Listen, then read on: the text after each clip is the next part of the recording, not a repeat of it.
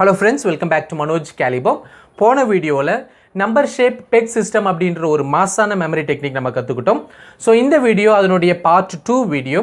இந்த வீடியோவில் பார்த்தீங்கன்னா அந்த மெமரி டெக்னிக்கை எப்படி நம்ம சப்ஜெக்ட்ஸுக்கு அப்ளை பண்ணி படிக்கலாம் அப்படின்ற ஒரு டெமோ பார்க்க போகிறோம்.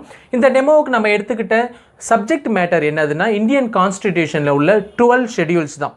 டிஎன்பிஎஸ்சி, டெட், யூபிஎஸ்சி போன்ற பல்வேறு போட்டித் தேர்வுகளுக்கு ரொம்பவே முக்கியமாக கேட்கப்படுகின்ற ஒரு செக்ஷன் இது. இந்த 12 ஷெடியூல்ஸை நம்மளால் ஈஸியாக படிச்சிட முடியும். ஆனால் இந்த 12 ஷெடியூல்ஸையும் ஆர்டராக ஞாபகம் வச்சுக்க முடியுமா அப்படின்னு பார்க்கும்போது தான் ஸ்டூடெண்ட்ஸ் ரொம்பவே டிஃபிகல்ட்டாக ஃபீல் பண்ணுறாங்க.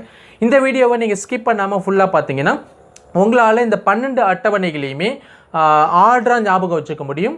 அதே போல் ஒரு அட்டவணை கொடுத்து அந்த அட்டவணைக்கான நம்பர் என்னன்னு கேட்டால் உங்களால் சொல்ல முடியும். அதே போல் ஒரு நம்பர் கொடுத்து அந்த நம்பருக்கான அட்டவணை என்னன்னு கேட்டாலும் உங்களால் சொடக்கு போடுறதுக்குள்ளே சொல்ல முடியும். எப்படின்னு பார்க்குறீங்களா? வாங்க வீடியோக்குள்ளே போகலாம். இடது பக்கம் இருக்கிற அட்டவணையுடைய நம்பரை வலது பக்கம் இருக்கிற பாயிண்ட்ஸ் கூட லிங்க் பண்ணுறது அவ்வளவு ஈஸி கிடையாது. ஏன்னா நம்பர்ஸ்லாம் ரொம்ப வேகானது.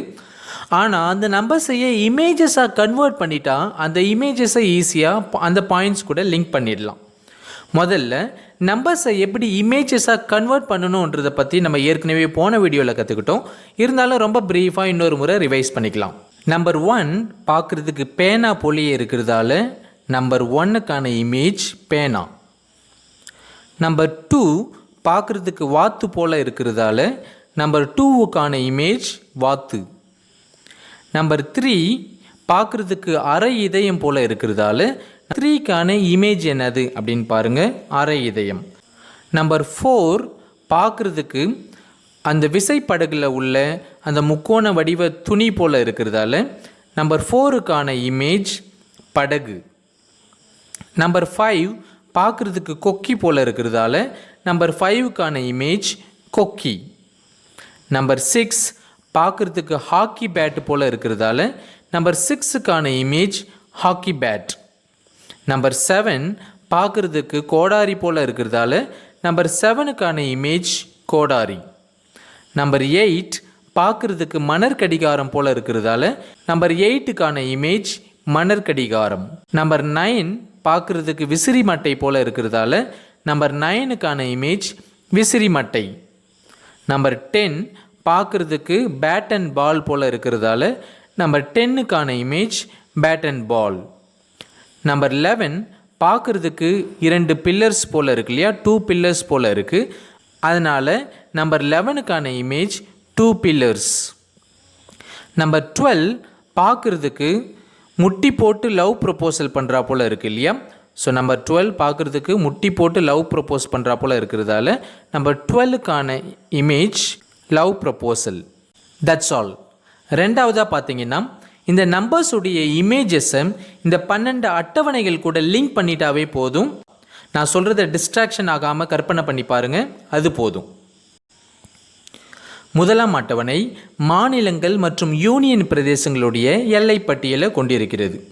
அப்படின்னு பார்த்தீங்கன்னா நம்பர் 1க்கான இமேஜ் என்னது அப்படின்னு பாருங்கள், பேனா. ஸோ பேனா வச்சு நம்ம என்ன பண்ணுறோம், இந்தியா மேப்பில் மாநிலங்கள் மற்றும் யூனியன் பிரதேசங்களுடைய எல்லையெல்லாம் நம்ம வரைகிறோம். வரைஞ்சி அதுக்கு பெயர்கள் கொடுக்குறோம் அப்படின்னு ஞாபகம் வச்சுக்கோங்க. இரண்டாவது அட்டவணை குடியரசுத் தலைவர்லேருந்து ஆரம்பித்து உயர்நீதிமன்ற நீதிபதிகள் வரைக்கும் உள்ளவங்களுடைய உரிமைகள் மற்றும் ஊதிய படிகளை பற்றியது. அப்படின்னா நம்பர் 2க்கான இமேஜ் என்னதுன்னு யோசிச்சு பாருங்கள், வாத்து. ஸோ வாத்து என்ன பண்ணுது, படி ஏறி ஊதியம் பெறுது. வாத்து படி ஏறி ஊதியம் பெறுது, உரிமையை பெறுது. ஸோ நம்பர் 2 அப்படின்னாவே வாத்து வரும். வாத்துனாவே உங்களுக்கு உரிமைகள் மற்றும் ஊதிய படிகள் ஞாபகம் வந்துடும். மூன்றாவது அட்டவணை பதவி பிரமாணம் மற்றும் உறுதிமொழிகள். ஸோ நம்பர் 3க்கான இமேஜ் என்னது அப்படின்னு பாருங்கள், அரை இதயம்.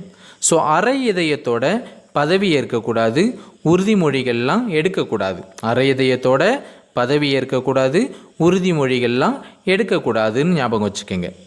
நான்காவது அட்டவணை ராஜ்யசபாவில் உள்ள சீட்டுகளுடைய எண்ணிக்கை பற்றியது. ஸோ நம்பர் 4க்கான இமேஜ் என்னது அப்படின்னு பாருங்கள். நம்பர் 4க்கான இமேஜ் படகு. படகுல என்ன இருக்குது அப்படின்னு பார்த்தீங்கன்னா ராஜ்யசபாவே படகுல தான் இருக்குது. ராஜ்யசபாவே படகுல தான் இருக்குது. ராஜ்யசபா எப்பயுமே பார்லிமெண்ட்டில் இருக்கும். பட் ஆனால் இங்கே ராஜ்யசபாவே படகுல தான் இருக்குது. ராஜ்யசபாவில் எத்தனை சீட்ஸ் இருக்கோ அத்தனை சீட்ஸும் இந்த படகுல இருக்கிறா போல் கற்பனை பண்ணி பாருங்கள். 5வது அட்டவணை தாழ்த்தப்பட்ட மற்றும் பழங்குடியினரின் நிர்வாகம் பற்றியது. நம்பர் 5க்கான இமேஜ் என்னதுன்னு பாருங்கள்.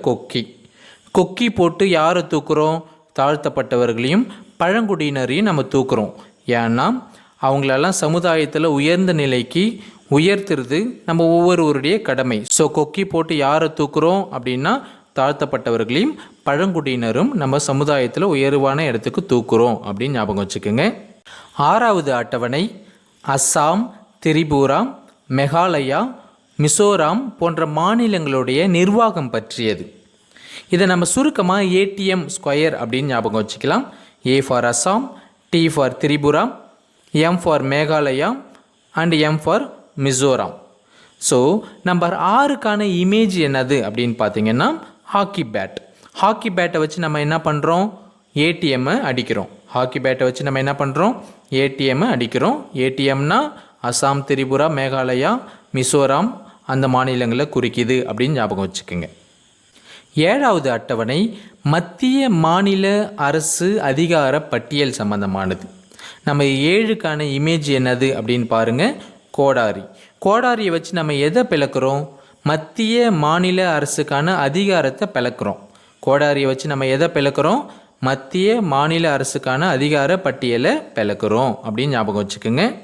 8வது அட்டவணை அங்கீகரிக்கப்பட்ட அலுவலக மொழிகளின் பட்டியல் சம்பந்தமானது. நம்பர் 8க்கான இமேஜ் என்னது அப்படின்னு பார்த்தீங்கன்னா மணற்கடிகாரம். இந்த மணற்கடிகாரத்துக்கு எந்தெந்த மொழிகளெல்லாம் வார்த்தைகள் இருக்கோ அந்த மொழிகள் மட்டும்தான் அங்கீகரிக்கப்பட்ட அலுவலக மொழிகள் அப்படின்னு ஞாபகம் வச்சுக்கோங்க. 9வது அட்டவணை நில சீர்திருத்தம் மற்றும் ஜமீன்தாரி ஒழிப்பு சட்டங்கள். நம்பர் 9க்கான இமேஜ் என்னது அப்படின்னு பார்த்தீங்கன்னா விசிறி மட்டை யார் வச்சுருப்பாங்க அப்படின்னா நிலத்தில் நின்று சீர்திருத்தம் பண்ணுறவங்கலாம் வச்சுருப்பாங்க. ஏன்னா அவங்களுக்கு வேர்க்கும் இல்லையா? அதே போல் ஜமீன்தார்லாம் வச்சுருப்பாங்க. ஏன்னா அவங்கெல்லாம் வசதியான வாழ்க்கை வாழுறாங்க. அவங்களால கொஞ்ச நேரம் கூட காற்று இல்லாமல் இருக்க முடியாது, ஃபேன் இல்லாமல் இருக்க முடியாது. ஸோ விசிறி மட்டை யார் வச்சுருக்காங்கன்னா நிலத்தில் நின்று சீர்திருத்தம் பண்ணுறவங்களும் ஜமீன்தார்களும் வச்சுருக்கிறாங்க அப்படின்னு ஞாபகம் வச்சுக்கோங்க. 10வது அட்டவணை கட்சி தாவல் மற்றும் தகுதி இழப்பு விதிகள். நம்பர் 10க்கான இமேஜ் என்னதுன்னு பார்த்தீங்கன்னா பேட் அண்ட் பால் அப்படின்னாவே நமக்கு கிரிக்கெட் ஞாபகம் இருக்கும். கிரிக்கெட் விளையாடுறவங்க ஒரு டீம்லேருந்து இன்னொரு டீமுக்கு தாவக்கூடாது, அதாவது கட்சி தாவக்கூடாது. அதுபோல் தப்பு ஏதாவது பண்ணாங்கன்னா தகுதி இழப்பு பண்ணிடுவாங்க கிரிக்கெட் டீமில்.